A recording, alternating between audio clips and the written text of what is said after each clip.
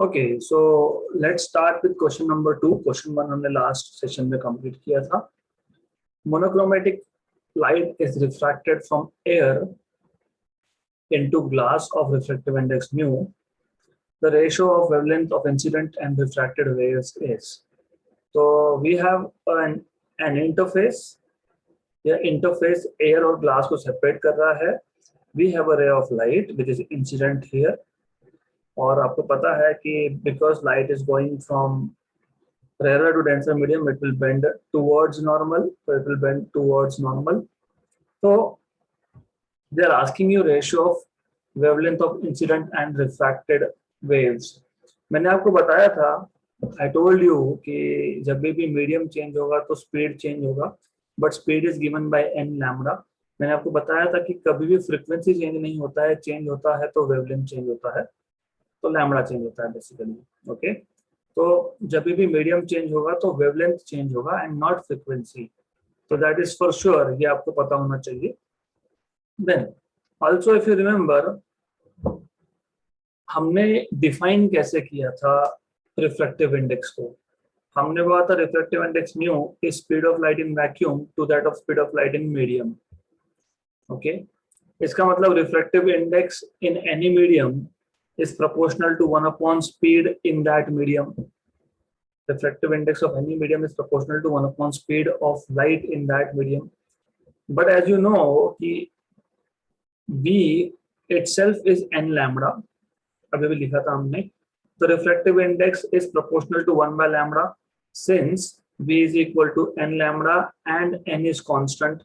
Frequency change नहीं होता है, तो change क्या होता है? Wavelength.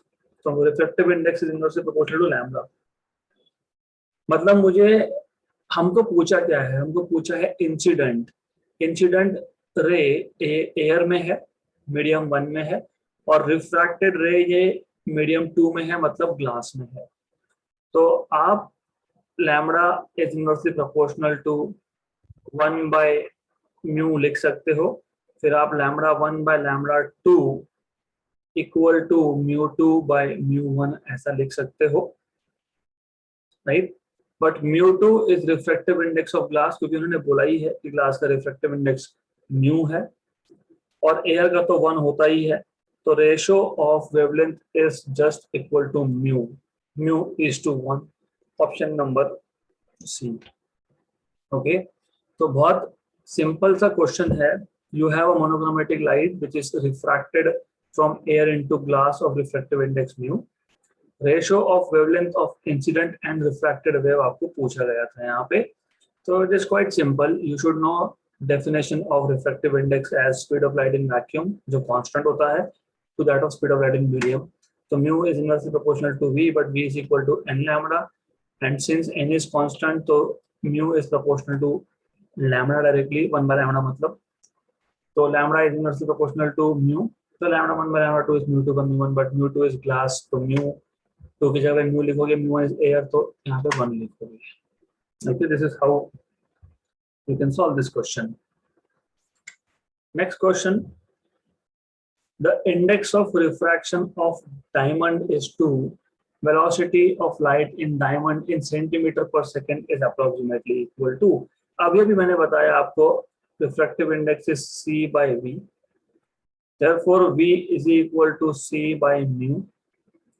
c है 3 into 10 power 8 मीटर पर सेकेंड, 8 मीटर पर सेकेंड, याद रखना मीटर पर सेकेंड। और ये है आपके पास 2, तो आपको मिल जाएगा 1.5 into 10 पावर 8। ये मीटर पर सेकेंड है। वैसे सॉल्व नहीं भी करोगे तो भी आंसर पता ही है आपको क्या आने वाला है।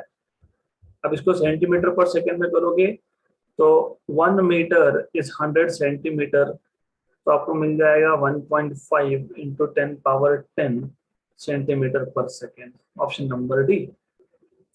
मैंने इंटेंशनली ऐसे कुछ क्वेश्चन इंक्लूड किए हैं क्योंकि जब हम हायर लेवल के क्वेश्चन पे जाते हैं तो बेसिक फॉर्मूला याद नहीं आते हमको, तो that is why I have to start with some easy questions.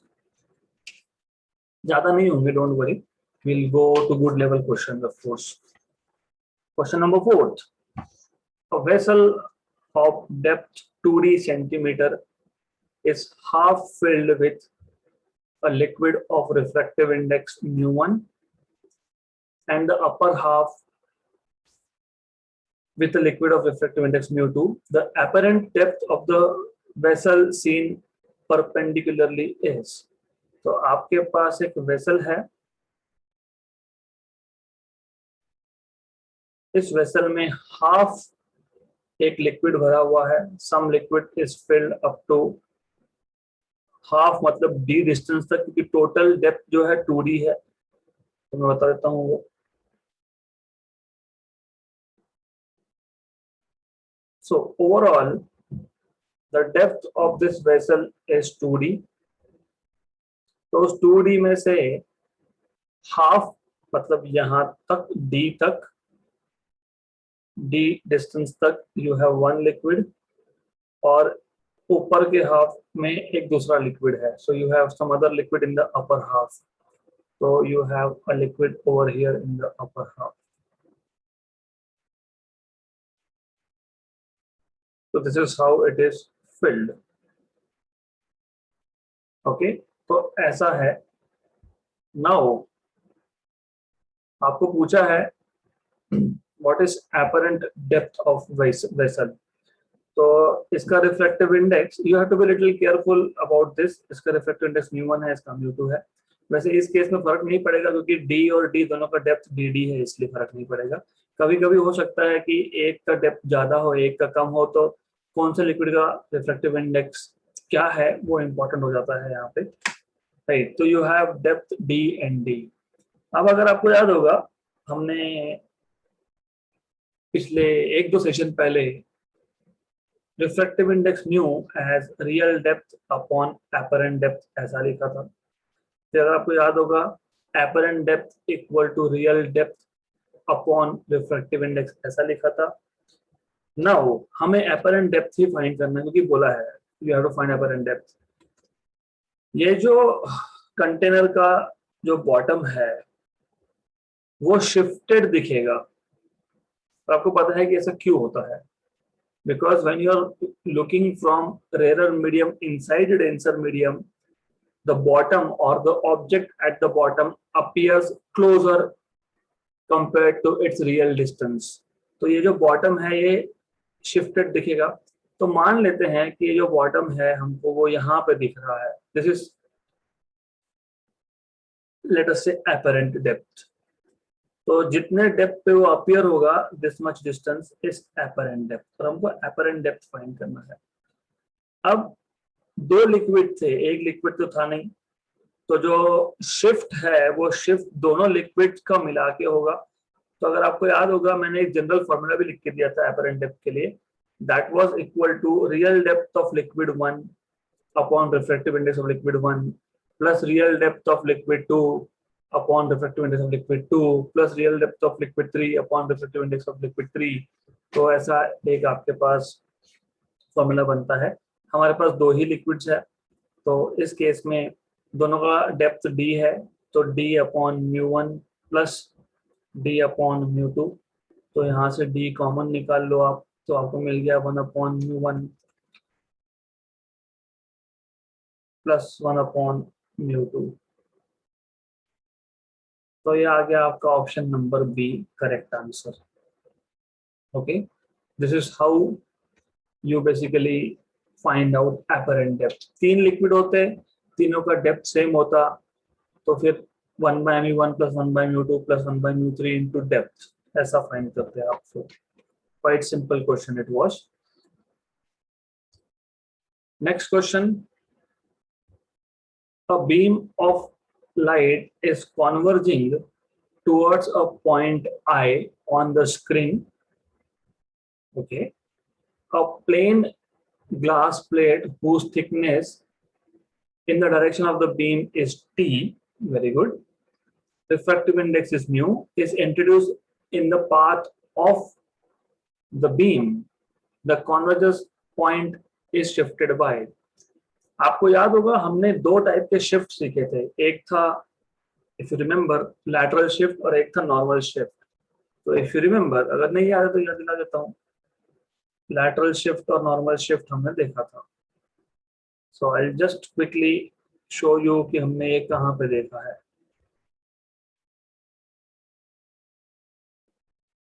ये था आपका नॉर्मल शिफ्ट। ओके, तो हम जो क्वेश्चन अभी सीखने वाले हैं उस क्वेश्चन में बस आपको नॉर्मल शिफ्ट का फॉर्मूला ही पूछा है, that's it. You have been asked the formula itself. तो this is what it is. तो क्वेश्चन में क्या बोला है, आप पढ़ो अच्छे से। Beam of light is converging towards a point I. तो यहाँ जो पॉइंट ऑफ कन्वर्जेंस था वो था I. Before we introduced this slab, slab को बीच में लाने से पहले अगर स्लैब नहीं होता तो इस आई पॉइंट पे वो बीम कन्वर्ज होता। Okay, a plane glass plate whose thickness in the direction of beam, क्योंकि दो थिकनेस है ना, एक तो ये डायरेक्शन में है, एक एक परपेंडिकुलर डायरेक्शन में है। तो इन द डायरेक्शन ऑफ बीम बोलने का मतलब है कि वो आपको ये बता रहे हैं कि this thickness here, this is T, reflective index is mu of this slab.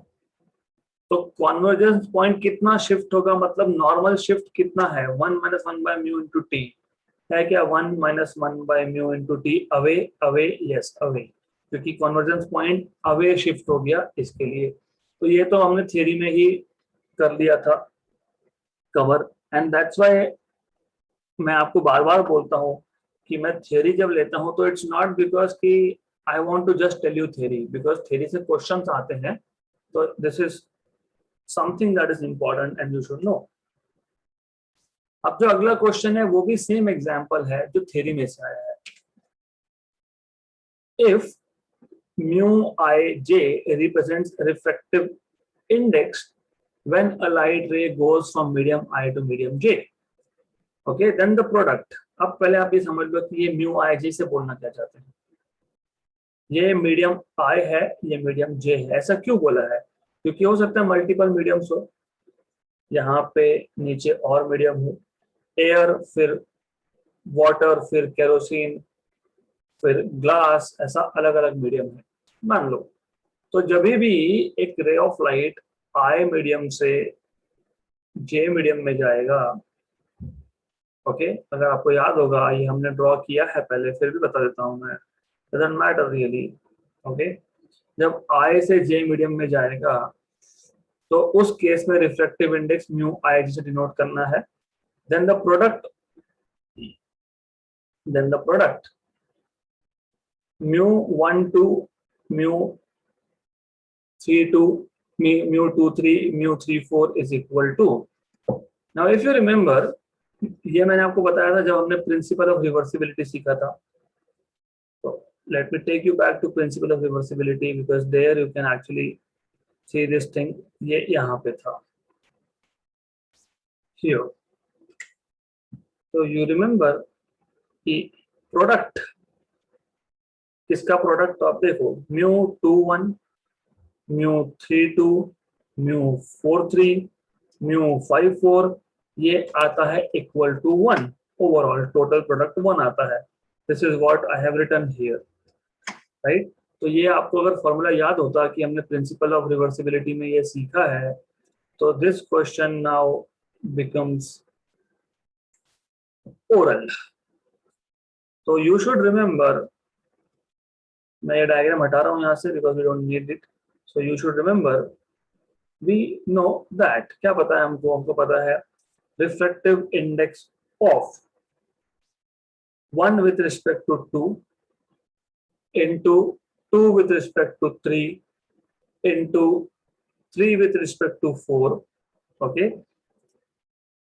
इसको आप लिख सकते हो, you can write this as mu, अभी आपको याद होगा refractive index of 2 with respect to 1 μ2/μ1, ऐसा लिखते थे हम लोग। Refractive index of 2 with respect to 1, तो μ2/μ1 ऐसा लिखते हैं हम लोग। तो यहाँ पे भी वैसा ही करना है। यहाँ पे reflective index of 1 with respect to 2 है, तो μ1/μ2 इंटू μ2/μ3 इंटू μ3/μ4 ऐसा लिखना है। ये और ये कैंसल, ये और ये कैंसल, तो ये आ गया आपका μ1/μ4 तो refractive index of 1 with respect to 4 आ गया आपका refractive index of 1 with respect to 4। ये देखो, इसको यहाँ भी कंफ्यूज करने की कोशिश की है आपको। मैं रिपीट करूंगा ये क्वेश्चन। मैं इसको लिख सकता हूँ 1 upon mu 4 by mu 1। Yes, this is 1 upon refractive index of 4 with respect to 1, मतलब ऑप्शन नंबर सी। तो even if you don't know anything about this question, मान लो आपको इस क्वेश्चन के बारे में कुछ पता ही नहीं है, पर बेसिक तो पता है। Refractive index of 2 with respect to 1 या फिर refractive index of medium A with respect to B is mu A by mu B, या फिर refractive index of J with respect to I is mu J by mu I. इतना तो पता होना चाहिए। If you know this much, फिर तो question का कुछ मतलब ही नहीं है। It is simple. Refractive index of 1 with respect to 2 multiplied by refractive index of 2 with respect to 3 multiplied by refractive index of 3 with respect to 4. This is equal to mu 1 by mu 2, mu 2 by mu 3, mu 3 by mu 4. cancel cancel cancel cancel, तो ये आ गया आपका mu 1 by mu 4, तो ये आ गया आपका 1 upon mu 4 by mu 1. So this is 1 upon refractive index of medium 4 with respect to 1. Option number C. आ गया आपका आंसर। गुड, इजी क्वेश्चन था।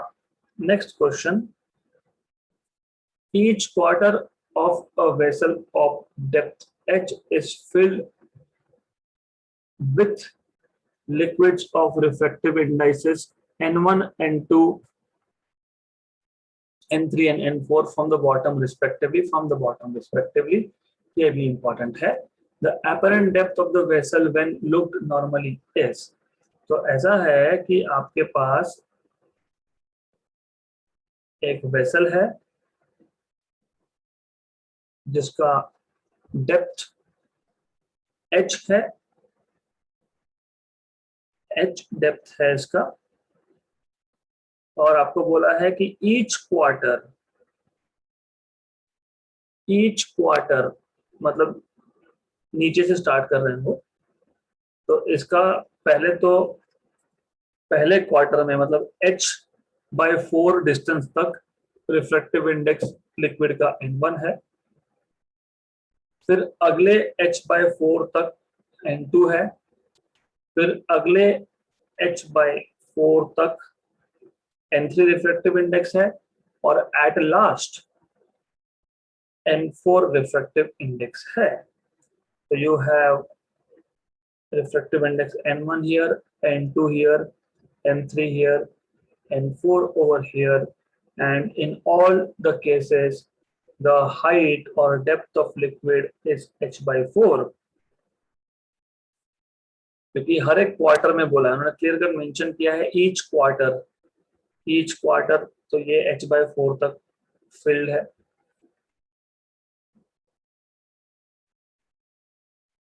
Okay, so just a minute. All right, तो हर एक लिक्विड का थिकनेस h/4,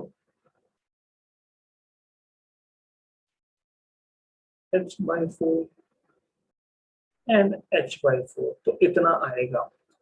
ओके, नाउ अब ये तो आपको पता लग गया। एपरेंट डेप्थ ऑफ वेसल पूछा है कि जब हम यहां से ऑब्जर्व कर रहे हैं उसको, तो एपरेंट डेप्थ क्या आएगा। अभी एक फॉर्मूला बताया था मैंने आपको, apparent depth, total apparent depth, क्योंकि 4 लिक्विड है तो, है ना, depth of 1 upon refractive index of 1 plus depth of 2 upon refractive index of 2 plus depth of 3 upon refractive index of 3 plus depth of 4 upon refractive index of 4। अभी हमने देखा what is thickness और depth of first liquid h/4 upon n1 plus second का भी h/4 upon n2 plus h/4 upon n3 plus h/4 upon n4। तो ये total आपके पास आ गया h/4 1/n1 plus 1/n2 plus 1/n3 N3 + 1/N4। तो ये आपका आ गया answer number B. This is how you are suppose to solve this question. Easy था, there's nothing, just 4 liquids और हर एक लिक्विड का डेप्थ h/4 है, that's it. Next question. A microscope is focused on a coin lying at the bottom of a beaker. हमने microscope नहीं सीखा है, that is okay, लेकिन इस क्वेश्चन में हमको माइक्रोस्कोप का थ्योरी नहीं पता होना चाहिए, तो सॉल्व हो सकता है। The microscope is now raised up by 1 centimeter. To what depth should the water be poured into the beaker so that the coin is again in focus? तो मैं आपको पहले थोड़ा सा लेंस का थ्योरी बताता हूँ। थोड़ा सा देखो, क्या है कि आपको याद होगा माइक्रोस्कोप में आप बायकॉन्वेक्स या प्लानोकॉन्वेक्स लेंस यूज करते हो। ये उसका प्रिंसिपल फोकस है। यहाँ पे जो रेज ऑफ लाइट है, they will come like this from an object at infinity and they will basically converge at a point, right? या उल्टा भी बोल सकते हो, ऐसा भी बोल सकते हो कि अगर यहाँ पे एक ऑब्जेक्ट है आपका, ओके, तो उसका इमेज इंफिनिटी पे बनेगा, ऐसा बोल सकते हो आप। अब ऐसा है कि हमारे पास सिचुएशन इज लाइक दिस। ये जो ऑब्जेक्ट है, it is inside a liquid, it is inside a liquid, some liquid, okay. ये कॉइन है और this is a coin, so microscope is focused on a coin. तो microscope is actually focused on a coin, और मैं मान लेता हूँ for time being ये जो कॉइन है ये बॉटम पे होगा, तो मैं बॉटम पे मान लेता हूँ, बॉटम पे होगा लाइक दिस, ओके। माइक्रोस्कोप को अभी आपने 1 सेंटीमीटर ऊपर उठाया। What does that mean? It means कि now the coin is not at the focus, क्योंकि माइक्रोस्कोप को आपने 1 सेंटीमीटर से रेज कर लिया, ओके।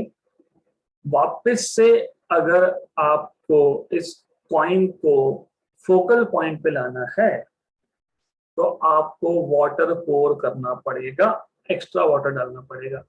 मैं वापस कॉन्सेप्ट समझा देता हूं।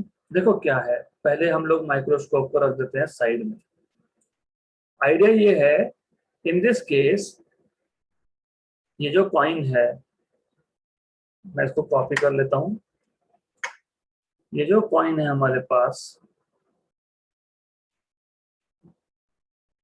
ये कॉइन था बॉटम पे, लेकिन क्योंकि ऑब्जर्वर या माइक्रोस्कोप रेयर मीडियम में है और ऑब्जेक्ट डेंसर मीडियम में है, तो ये हमको अपीयर होगा शिफ्टेड। तो this will appear to us somewhere over here shifted. आप माइक्रोस्कोप से देख रहे थे तो माइक्रोस्कोप के फोकल पॉइंट पे आ गया, ऐसा मान लो। अब अगर मैंने माइक्रोस्कोप को ही शिफ्ट कर दिया बाय,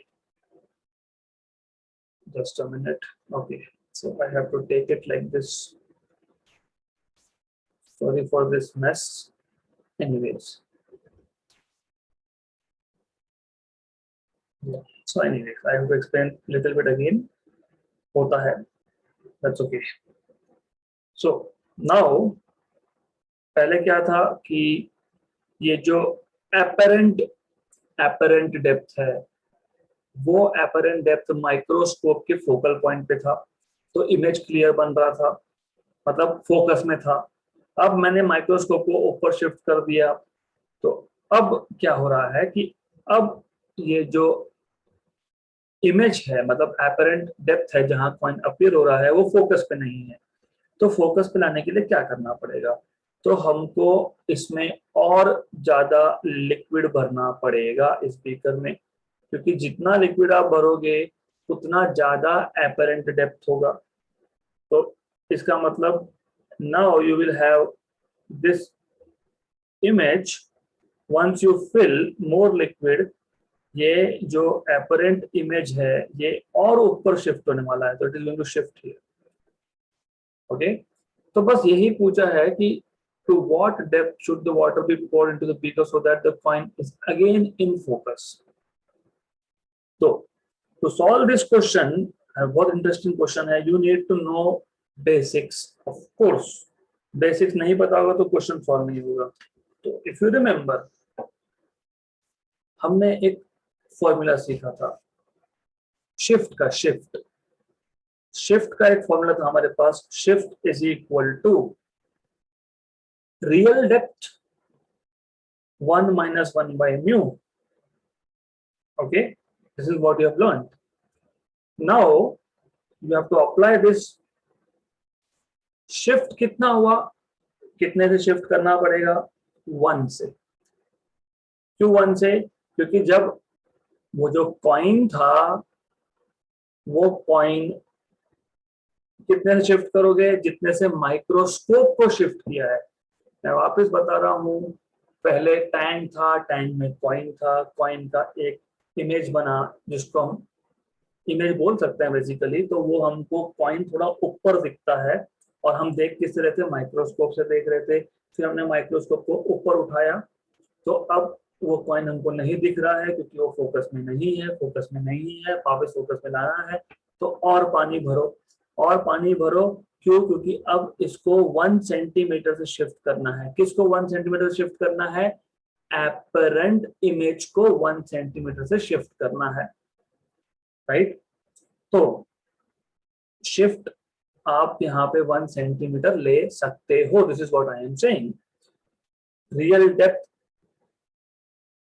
अब ये रियल डेप्थ मतलब पहले वाले केस का डेप्थ, तो हम मान सकते हैं कि ये रियल डेप्थ था.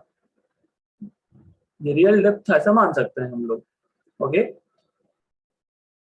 तो हमको ये करना है find 1 minus 1 by mu. Reflective index of water is 4/3. तो 1 equal to RD. 1 minus 3/4, that is 1/4. 1 equal to 1/4 RD. तो रियल डेप्थ इज 4 सेंटीमीटर. आ गया option number D correct answer.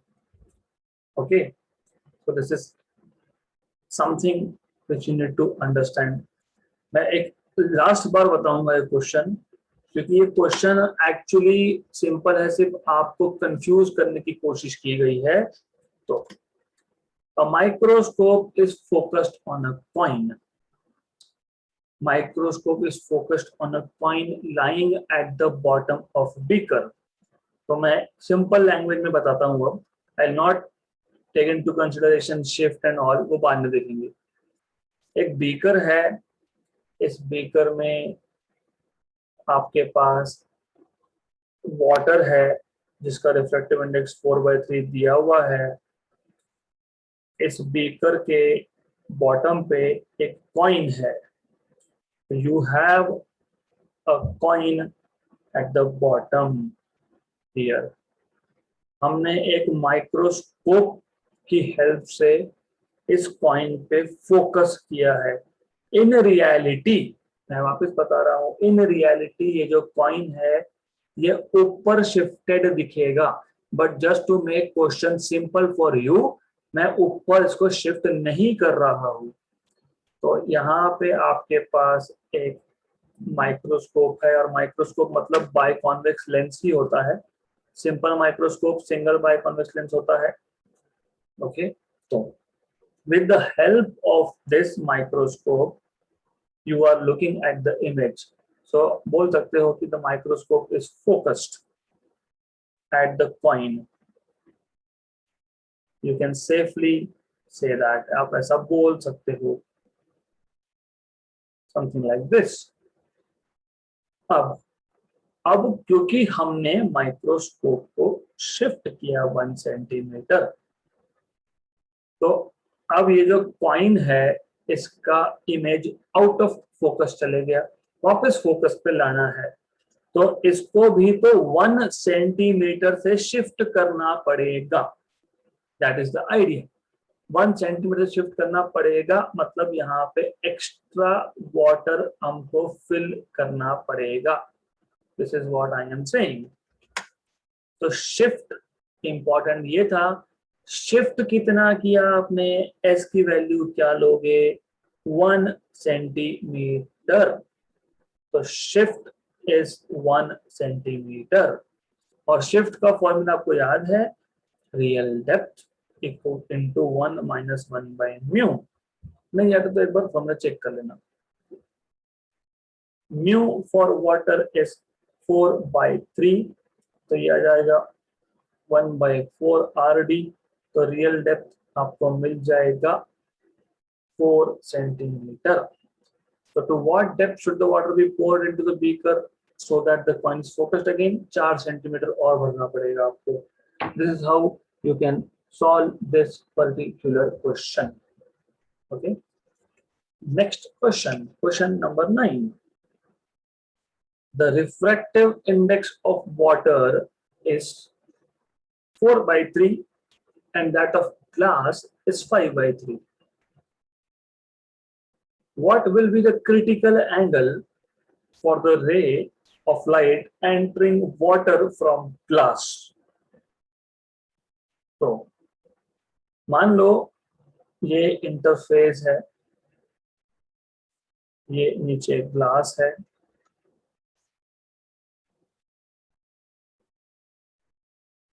और ऊपर वाटर है। And you should always know this fact that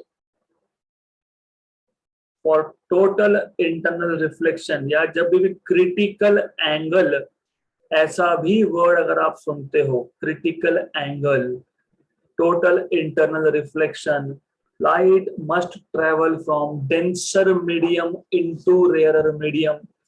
तो ये medium number 1 जो है, ये ग्लास है, ग्लास डेंसर होता है। नहीं पता होगा तो 5/3 वैल्यू ये 4/3 से ज्यादा होती है। जिसका रिफ्रैक्टिव इंडेक्स ज्यादा होता है वो ऑप्टिकली डेंसर होता है, और जिसका रिफ्रैक्टिव इंडेक्स कम होता है वो ऑप्टिकली रेयर होता है। तो ये दूसरा मीडियम है which is water. You have a source here. The ray of light is traveling from this source, or what will be critical angle? ये बहुत इंपॉर्टेंट है। वैसे डायग्राम की जरूरत नहीं थी, ये सब बताने की जरूरत नहीं थी, but just to remind you the concept.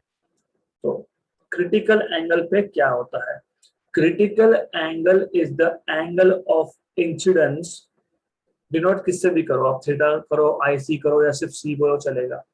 आप इसको IC बोल सकते हो, आप इसको थीटा बोल सकते हो, थीटा C बोल सकते हो, C बोल सकते हो, एनीवेज।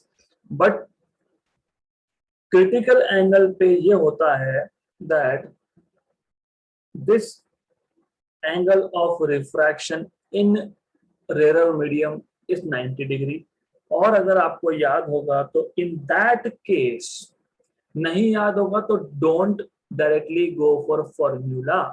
मैंने आपको पहले ही बताया है कि फॉर्मूला नहीं याद है तो do not play with it. आपको स्नेल्स लॉ अप्लाई करना आएगा, अप्लाई कर लेना। What is Snell's law?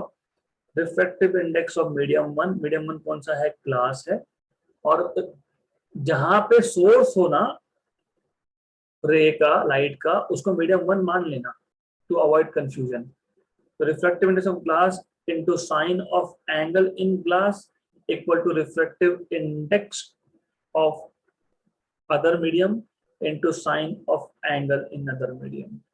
तो if you remember, ये आ जाएगा आपका, हमने लिखा था ऐसे, refractive index of medium 1 with respect to 2 is 1 upon sine of critical angle। okay, तो I am expecting कि आपको कम से कम ये कॉन्सेप्ट पता है। This is something that you already know। okay, so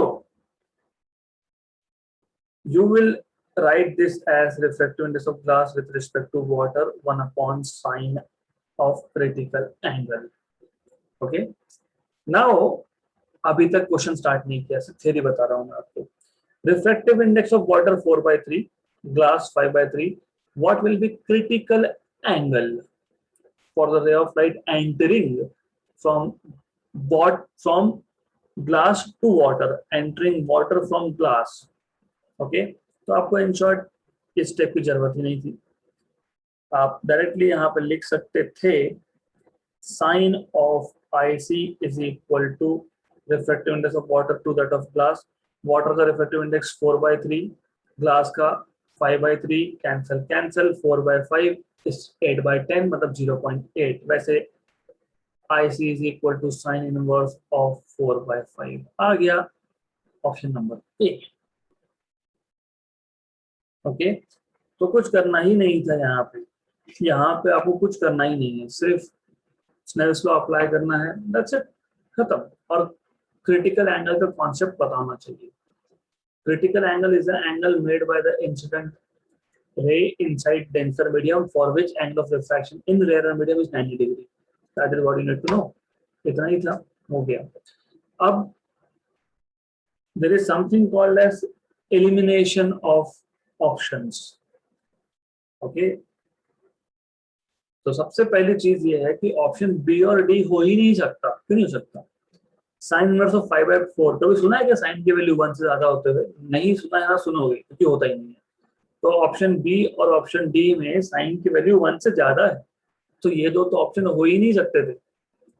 तो यहाँ पे भी ध्यान देना that you can not have such kind of answers. Next question, glass has refractive index mu with respect to air, okay, and the critical angle for a ray of light going from glass to air, okay, is theta.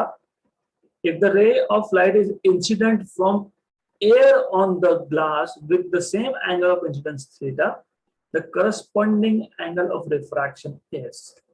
So I will take this figure and paste it over here. अभी सिर्फ change क्या किया है, glass has refractive index mu with respect to air, the critical angle for a ray going from glass to air is theta.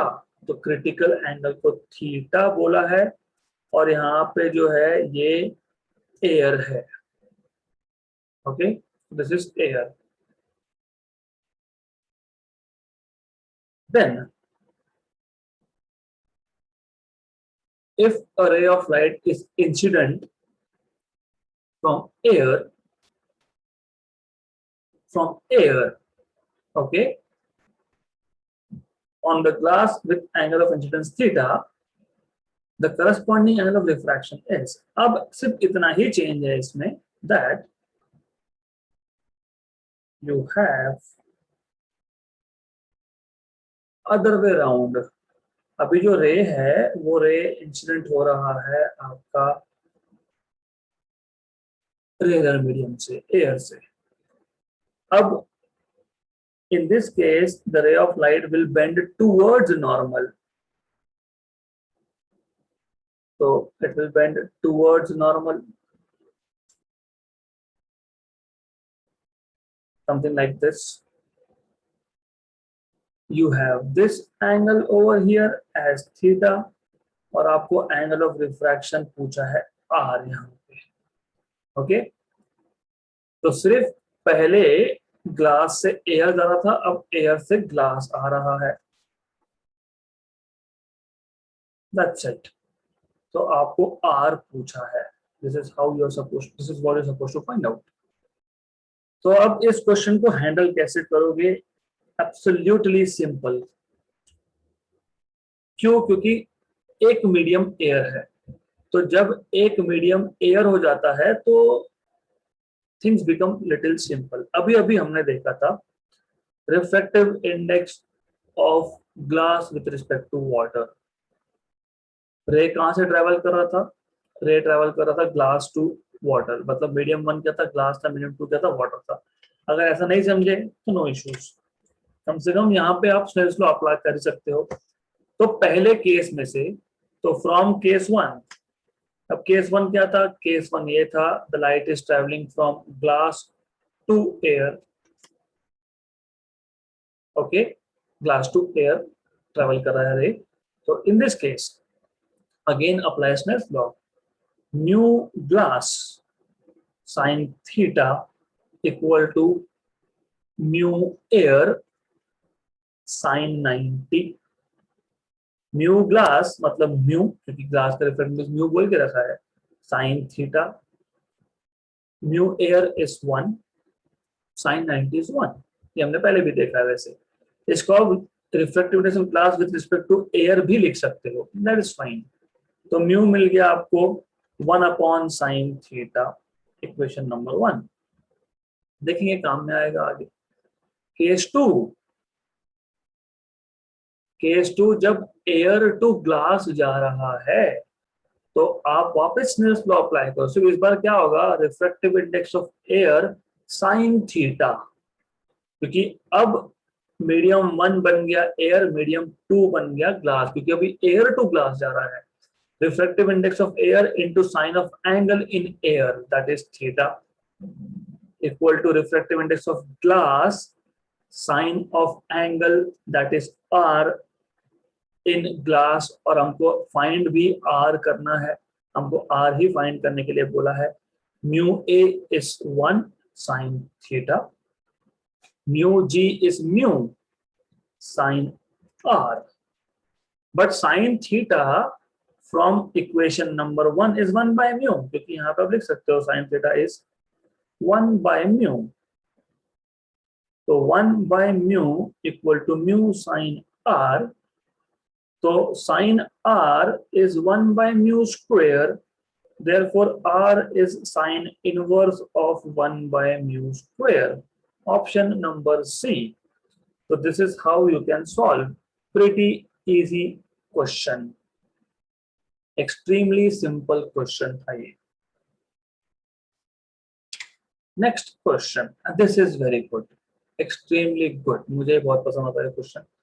in the figure shown, for an angle of incidence 45 degree at the top surface, what is the minimum refractive index needed for total internal reflection at vertical face?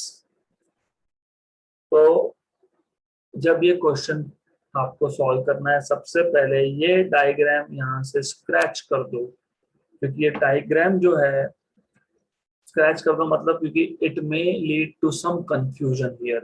तो in reality complete diagram की जब बात करोगे तो वो कैसा होना चाहिए, ये आपके पास एक मीडियम है, then you have a ray of light, पहले मैं नॉर्मल ड्रॉ कर देता हूँ to the surface, you have a normal to the surface here, then you have a ray of light like this at an angle 45। so at an angle 45, since the light is traveling from rarer to denser medium, it will bend towards normal, so it will bend towards normal, और ये यहाँ पे आके vertical face पे बोला है क्या, in the figure shown, for an angle of incidence 45 at the top surface, what is the minimum refractive index needed for total internal reflection at vertical face? मतलब जब ये रे यहाँ पे आएगा, वर्टिकल फेस पे आएगा, उस केस में टोटल इंटरनल रिफ्लेक्शन होने के लिए what is the minimum value of refractive index. तो पहला ये समझना जरूरी है कि कहां पे बात कर रहे हो आप, you are talking about vertical face. तो let me show some angles first of all, फिर हम सॉल्व करेंगे इसको। तो एट द फर्स्ट प्लेस ये एंगल है 45 डिग्री, ये एंगल हम बोलते हैं एंगल ऑफ रिफ्रैक्शन आर। अब मैं इसको कर लेता हूं एक्सटेंड, और मैं इसको कर लूंगा एक्सटेंड, सो दैट यहाँ पे ये एक राइट एंगल ट्राइंगल बन जाएगा। नाउ याद रखना ये रे आया कैसे, ये रे ऐसे आया, फिर यहाँ गया, फिर इंटरनली रिफ्लेक्ट होके ऐसा गया। और हमेशा याद रखना एंगल आप with respect to normal measure करते हो तो ये एंगल क्रिटिकल एंगल आईसी होगा, ना कि ये you never measure angle with respect to surface, you always measure with respect to normal. तो ये क्रिटिकल एंगल होना चाहिए और डेफिनेटली ये एंगल आपका 90 डिग्री है। So this is 90 degree angle. Let me call this as point A, point B and that's it.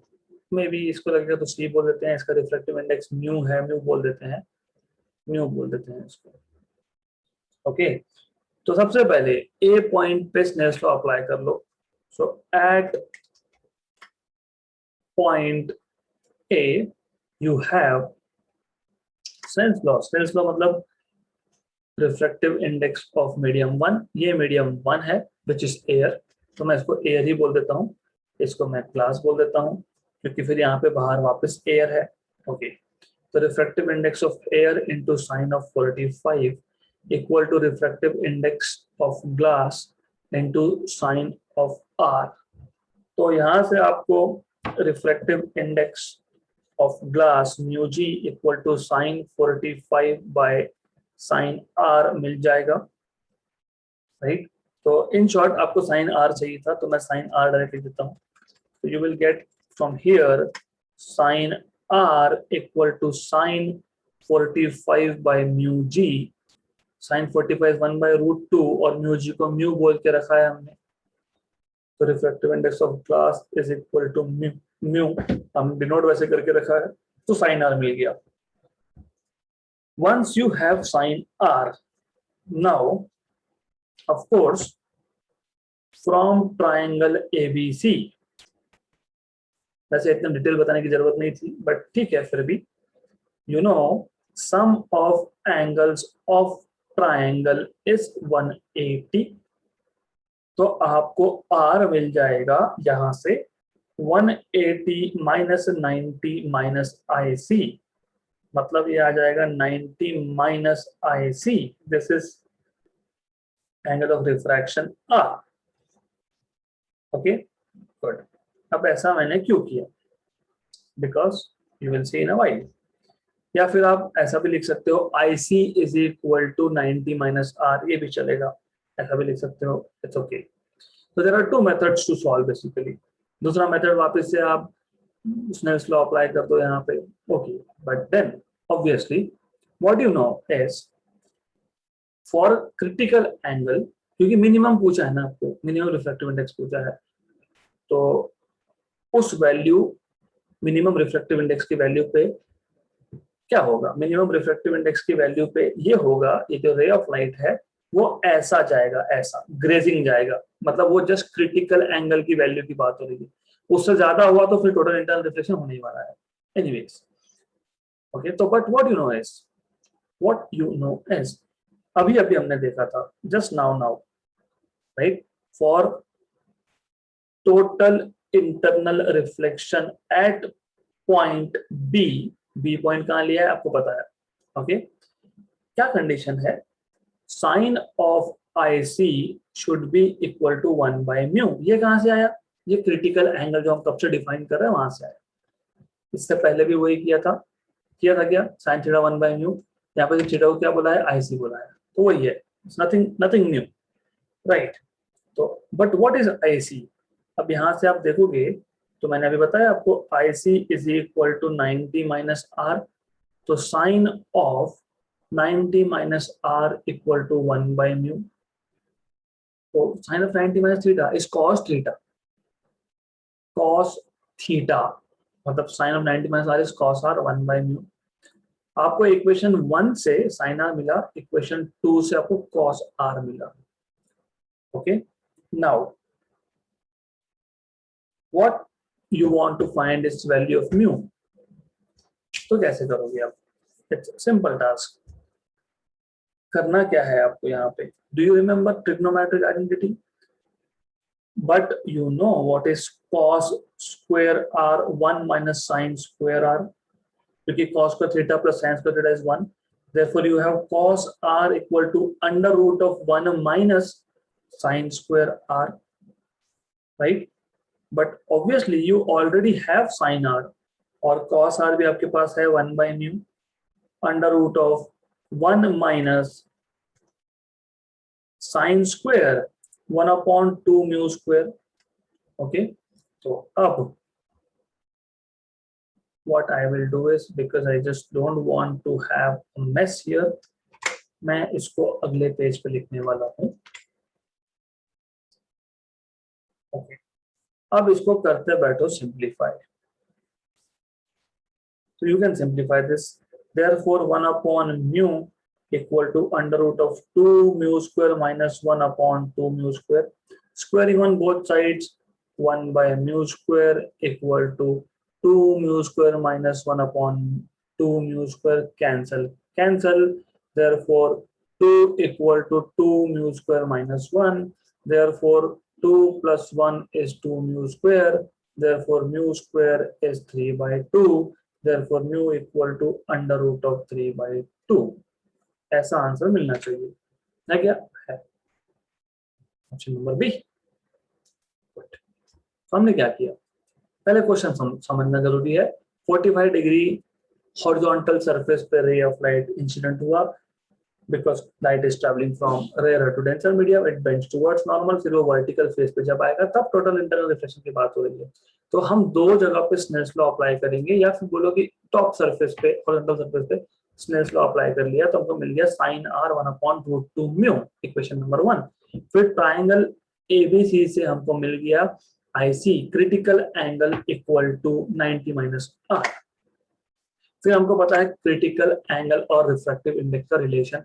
Sign of critical angle is 1 upon refractive index, but sine of critical angle this is equal to 90 minus r. Sin of 90 minus r is 1 by mu. So sin of 90 minus theta is cos theta. Cos r is 1 by mu.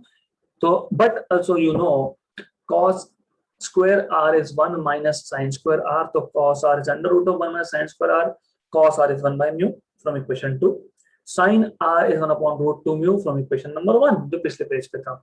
इसको simplify किया, solve किया, you have mu, you have value of mu. So this is how you are supposed to solve this particular question. Next, a fish looking from within the water. Fish नहीं हो सकता, वो fish होगा. A fish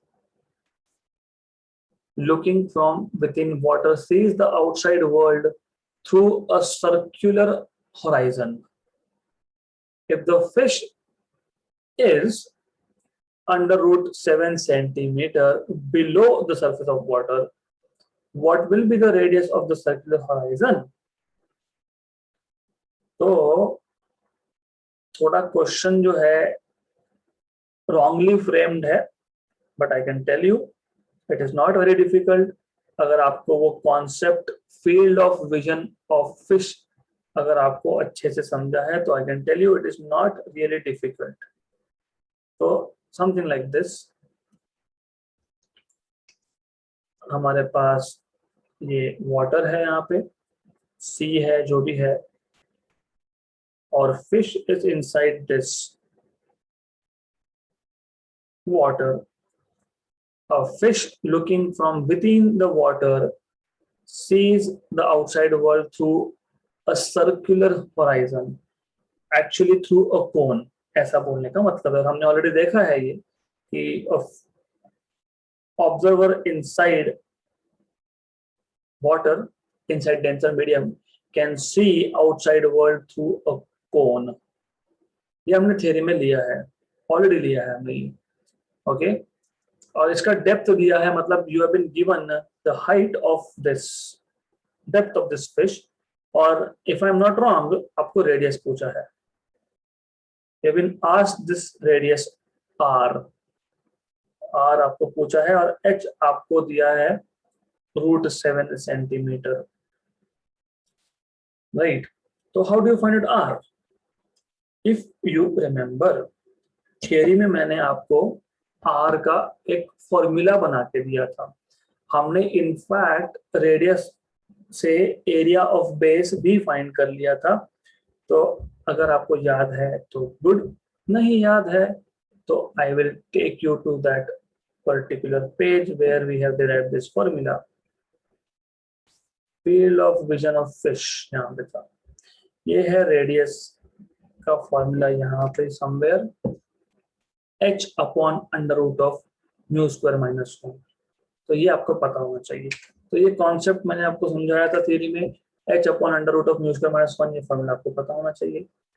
so we'll have r equal to h upon under root of mu square minus 1. अभी water बोला है तो पहले तो h की वैल्यू √7 है. Mu water is 4/3 for water. तो 4 मतलब 16, 3 का स्क्वायर मतलब 9 माइनस 1. मैं लिख देता हूँ म्यू इज इक्वल टू 4/3. तो यह आ जाएगा आपके पास under root of 7 upon under root of 16 minus 9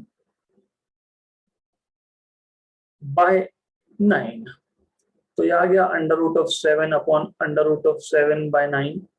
और अंडर रूट ऑफ 9 जो है वो होता है 3. तो ये और ये कैंसिल कैंसिल. 3 डिनोमिनेटर में तो ऊपर गया 3 centimetre. Option number A.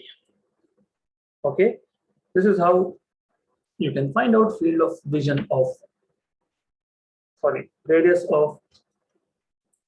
the circular base of the field of vision of fish. मतलब field जो है वो कौन है उसका रेडियस आप निकाल पा रहे हो.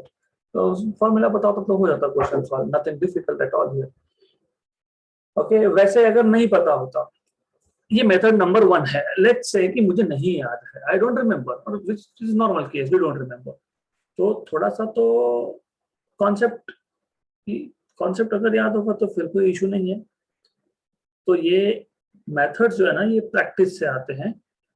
अभी I did not solve it earlier. बैठे बैठे मुझे अभी लग रहा है कि वैसे सॉल्व हो सकता है, तो देख लेते हैं, हो जाएगा सॉल्व. फिर ये क्रिटिकल एंगल था, अगर याद होगा तो ये क्रिटिकल एंगल था. If you remember that diagram very well. तो फिर आप यहाँ से बेसिकली आपको ये भी पता होना चाहिए क्रिटिकल एंगल के लिए sin IC is 1/μ, which is basically 3/4. फिर आपको cos square IC equal to 1 minus sin square IC. मैं इसको अलग पेज पे ले लेता हूँ because I think it's good idea to try and solve with some different method. तो कर लेते हैं इसको ट्राई हम लोग, और हो जाएगा, डेफिनेटली होना चाहिए. तो ऐसा है. I will remove this from here. Good. तो अब 1 minus 3/4 का स्क्वायर 9/16. तो ये आ गया आपका 7/16. तो आपको मिल जाएगा यहाँ से cos of IC as under root of 7/4 more or less. Okay, फिर आपको tan IC मिल जाएगा which is sin IC by cos IC. sin IC है क्या? yes 3/4. cos IC है yes √7/4. Cancel cancel. तो tan of IC तो आपको मिल गया 3/√7. But from figure tan IC is equal to, what is tan? Opposite upon adjacent, मतलब r/h. Equation number 2. From 1 and 2, from equation 1 and 2, you have r/h equal to 3/√7. तो r equal to 3h/√7, but h तो √7 ही है ना. तो √7 cancel cancel, वापस 3 आ गया answer. तो अभी देखो, अगर इक्वेशन याद, फॉर्मूला याद रहता तो फिर कुछ भी नहीं था, सिर्फ क्या है वैल्यू डालो खत्म करो. नहीं था तो फिर इतनी मेहनत करनी पड़ेगी आपको. तो now you have to make a choice. If you want to remember formula, और if you don't want to remember तो आपके ऊपर है। Okay, next question, the radius of curvature for a convex lens is 40 centimeter for each surface. Radius of curvature of convex lens is 40 centimeter for each surface. तो आपको याद है इसके आते हैं दो surface,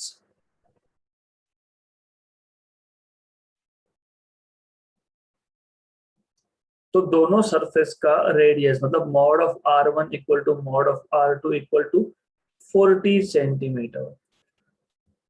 refractive index of material is 1.5, focal length will be. अब इसके भी दो मेथड है। Method number 1, lens maker equation 1/f equal to mu minus 1। और ये म्यू माइनस 1 कब लिखते हो? जब आपको ऐसा कुछ बोला है क्या ये लेंस पानी में था, नहीं बोला, मतलब by default surrounding is air और वैक्यूम। तो जब सराउंडिंग में एयर या वैक्यूम हो only then you can write down mu here, otherwise you have to write refractive index of glass with respect to surrounding liquid. Okay, कुछ नहीं बोला मतलब एयर या vacuum, only then you can directly write down mu here, otherwise divided by surrounding medium का refractive index होगा 1/r1 minus 1/r2। पहला surface उसका centre right side में, दूसरा सरफेस उसका सेंटर लेफ्ट साइड में, which means by sign convention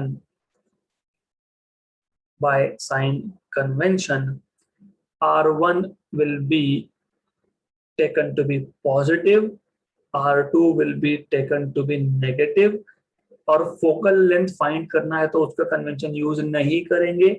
1/f 1.5 minus 1 1/r1, r1 कितना 40 तो प्लस 40, और ये कितना माइनस 40 सेंटीमीटर, तो 1/40 माइनस ऑफ माइनस ऐसा है, तो ये आ जाएगा 1/f is equal to 1.5 minus 1 is 0.5, 1/40 plus 1/40 is 2/40। Okay good. 0.5 is half, isn't it? 0.5 into 2 is 1, तो ये हो गया कैंसल, तो f equal to 40 centimetre. Wow, हमको मिल गया answer option number A. But don't you remember by convex में equiconvex lens था तो f इक्वल टू r था, नहीं याद है तो याद दिला देता हूं, इसलिए थियरी इंपॉर्टेंट होता है। कहां गया लेंस? हमने बहुत सारे लेंस की बात की थी, where is that lens? not here. Did we do it here? I think so. Yes. ये है बाय कॉन्वेक्स में इक्वी कॉन्वेक्स जब r1 r2 दोनों का कर्वेचर सेम रेडियस का था, f इक्वल टू r हमको पता है। तो अब अगर आपको ये पता है तो why we have to solve this? f equal to r, क्योंकि इक्वी कॉन्वेक्स दोनों सरफेस का कर्वेचर सेम है, इसलिए डायरेक्टली ये क्वेश्चन सॉल्व हो सकता है। Okay, so this is how you are supposed to solve this particular question directly. Next question, a convex lens of focal length 40 centimetre दिया है, is in contact with a concave lens of focal length 25 centimetre. तो f1 40, f2 25, power of combination s। आपको याद है हमने जब दो lens को टच करके रखा था, कांटेक्ट में थे, तो effective focal length 1/f is equal to 1/f1 plus 1/f2।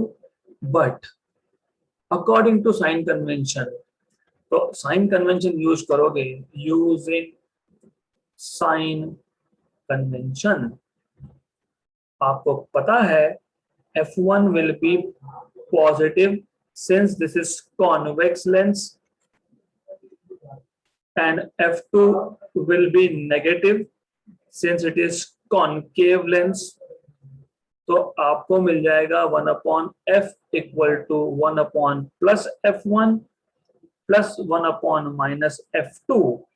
तो 1/f होता है पावर, ये तो पता है ही, 1 upon f1 is 40 centimetre minus minus क्योंकि माइनस था 1 upon 25.